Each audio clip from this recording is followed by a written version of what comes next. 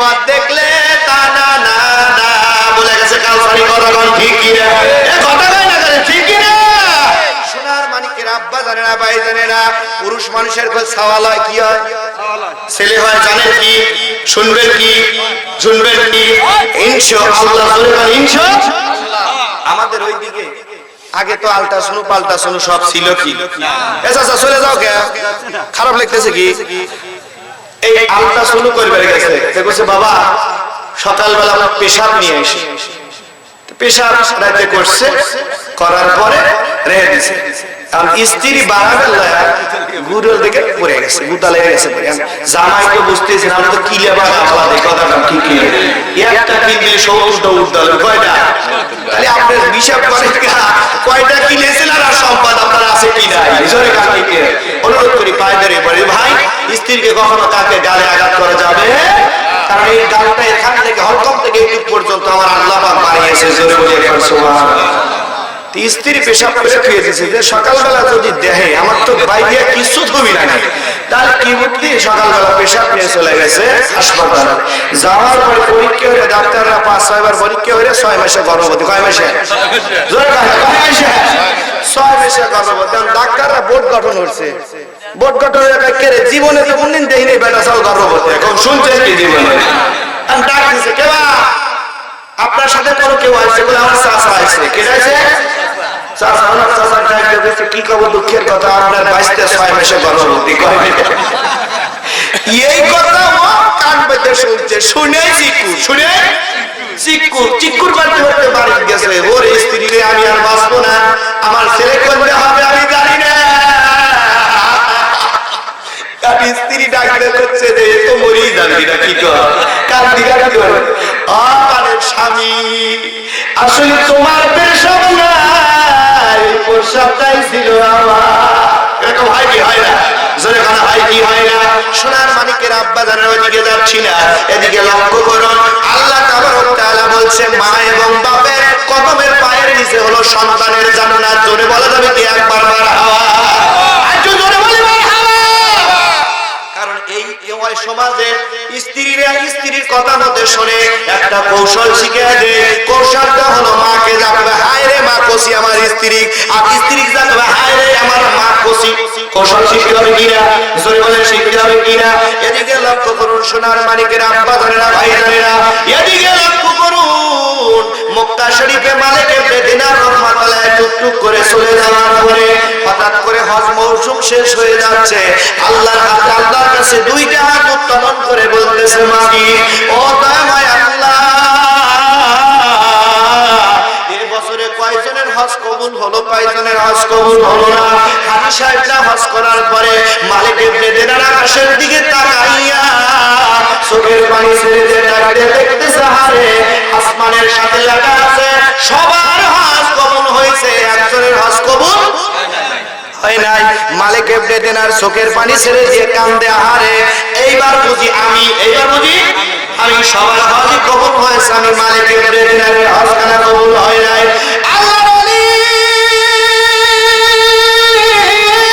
মালিক ইবনে দিনার মালিকের কাছে দুইটা চোখের পানি ছেড়ে দিয়ে ডাকতে বলে ইয়া নাবুদু ওয়া ইয়া নাস্তাইন আল্লাহ তোমার ইবাদত করি তোমার কাছে সাহায্য চাই আল্লাহ মেহেরবানি করে দয়া করে বলো এই বছরে কার হজ কবুল হয় নাই তুমি দয়া করে মেহেরবানি করে যদি বলতে আল্লাহ ডাকতে বলে বন্ধু রে বন্ধু তোমার কি শুনতেই হবে এই লোকটাকে বন্ধু শোনো রে এ বন্ধু ওই সামদেশে আহমদাসে হারুন নামে একজন ব্যক্তি আছে রে বন্ধু ও আজ এক নয় দুই নয় 49 বছর ধরে হজ করতেছে আমি আল্লাহর নামাজ কালাম হজ টাজ কোনো কিছুই কবুল করি না মনের ভিতরে আকাঙ্ক্ষা জাগতে পারে কি পারে না কেরে কি এমন অপরাধ করলো 49 বছর ধরে আমার আল্লাহ হজ কবুল করতেছে না আল্লাহ বলি মালিক ইবনে দিনার রাহমাতুল্লাহ বলে तमाम দুনিয়ার মানুষেরা আমি আমার মওলার কুদরতি পা দুইটা জড়ায় ধরে বলি মালিক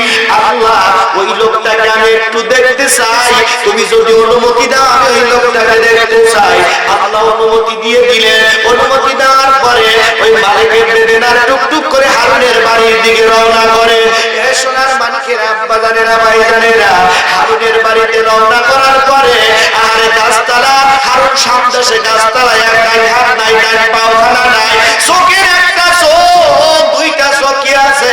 আমি মালিক ইবনে দিনার যাওয়ার পরে একটা চোখ টানতে উপরে ফেলে দিলেন, আর চোখের পানি ছেড়ে দিয়ে ডাকতে বলে মালিক রে, একটা হাত কেটে ফেললাম, একটা পা কেটে ফেললাম মালিক। আল্লাহ তুমি যদি মাফ না করো, দুনিয়ার কারোর ক্ষমতা নাই মাফ করে। আল্লাহ ডাকতে বলে বন্ধু রে, না না না বন্ধু, তোমাকে মাফ করবো না। মালিক ইবনে দিনারের চেহারার দিকে তাকায় বলে বন্ধু রে, প্রত্যেকটা বছর আমার কাছে একটা করে লোক আসে বন্ধু, ও বন্ধু আল্লাহ পাক আমাকে মাফ করবে না, তোমার দুইটা পা ছড়ায় ধরে বলি আল্লাহর সাথে তোমার সম্পর্ক ভালো আছে বন্ধু, আল্লাহর ওলিদের সাথে আল্লাহর সম্পর্ক ভালো আছে কি নাই? জোরে আছে কি নাই? সম্পর্ক ভালো থাকার পরে মালিক ইবনে দিনার বলছে বন্ধু রে, কি এমন অপরাধ করেছো বন্ধু? ও বন্ধু বলো বলো, কি এমন অপরাধ করেছো? এবার হযরতে হারুন ডাকতে বলে বন্ধু রে, আমি সুন্দর করে শবে বরাতের দিন, কিসের দিন? শবে বরাতের দিন, শবে বরাত উঠেই গেছে নাকি গণ? উঠেই গেছে নাকি গণ? আমার পাশে হাজী সাহেব বসা আছে, এবার আগে মোল্লা মিলাদ পড়তি এশারে নামাজ কেরাত 10টা বেজে গেছে, কথা বল ঠিক কি না? প্রত্যেকটা বাড়িতে ওই সময় শান্তি ছিল, সুখ ছিল না, এখন সুখ আছে শান্তি নাই, বাপে বেটা মিল নাই। কারণ হলো এখন ঘর দিল মিলাদ করে না, কথা বল ঠিক কি না? কারণ ওই জায়গায় আল্লাহর নবীর উপরে দরুদ পড়লে 10টা নেকি বর্ষিত হয়, ওর থেকে মারহুম মাহরুম হয়ে যাচ্ছে, ওদিকে আলোচনার জন্য আর যাব না। আমার ভাইরা মালিক ইবনে দিনার ডাকতে বলে বন্ধু কি এমন অপরাধ করেছো, বলো বলো বন্ধু। এবার ডাকতে বলতেছে বন্ধু রে, আমি শবে বরাতের দিন, কিসের দিন? শবে বরাতের দিন আমি মদকে বাড়িতে আসতেছি রে বন্ধু। বাড়িতে আসার পরে আমার জনম দুঃখিনী মা ডাকতে বলছে, এবার হারুন রে, শোনো শোনো বেটা হারুন, এবার হারুন তোমার আব্বা দুনিয়ার থেকে বিদায় হয়ে চলে গেছে রে বন্ধু। এবার তোর আব্বা দুনিয়ার থেকে বিদায় হয়ে চলে গেছে বন্ধুরে, শোনো শোনো শোনো শোনো, সুন্দর করে বেটা রে তুমি একটা বার মেহেরবানি করে দয়া করে মসজিদে যে নামাজ পড়ো, মসজিদে যে নামাজ আদায় করো তোমার আব্বার জন্য, 2 রাকাত নামাজ পড়ে চোখের পানি ছেড়ে দিয়ে দে, কারো জোরে বলি মারহাবা। আমার মা বারবার বলার পরে আমার এত রাগান্বিত হয়ে গেলাম, আমার মাকে আমি বুকের সাথে পাতা পেরে ধরে আমার স্ত্রী ডাক সেদ্ধ করেছিল, ওই আগুনের ভিতরে আমার জনম দুঃখিনী মাকে আগুনের ভিতরে আমি ফেলে দেই। আমার মা দুনিয়ার থেকে বিদায় হয়ে চলে যায়, আমার মা আমাকে কি বদদোয়া করেছে জানি না বন্ধু। মালিক ইবনে দিনার রে, তারপরে কি হলো এবার বলতেছে মালিক ইবনে দিনার, তারপরে কি ঘটনা হলো? হলো সকালবেলা আমার মা আমাকে একটা ডিম এক গ্লাস পানি দিয়ে আমার শিওরে দাঁড়ায় থাকে, মুয়াজ্জিম সাহেব আজান দেয়, আমার মা নাই।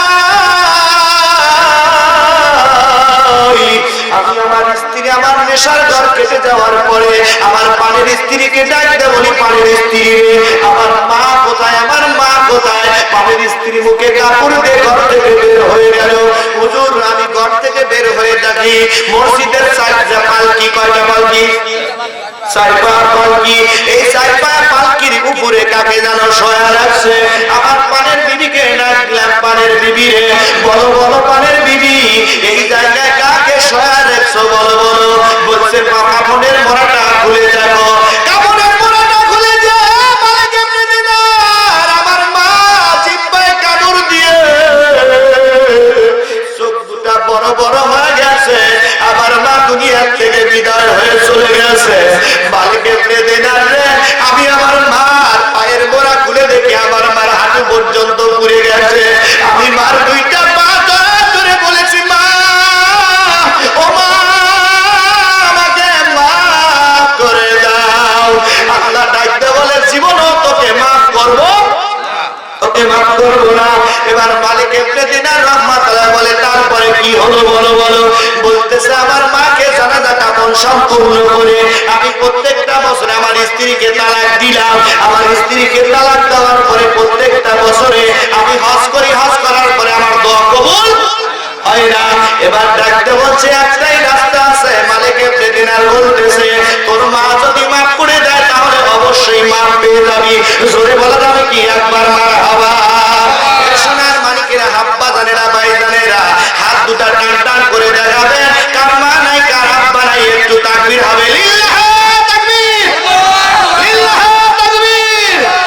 হাতটা নামান, কারণ কার মা নাই কার বাপ নাই এই মাদ্রাসায় দান করার দরকার আছে কি নাই? জোরে বলেন আছে কি নাই? আমি দেখতে চাই 2 বস্তা করে সিমেন্ট সর্বপ্রথম কে দিবেন হুজুর? এই মাদ্রাসার জন্য 2 বস্তা সিমেন্ট আমি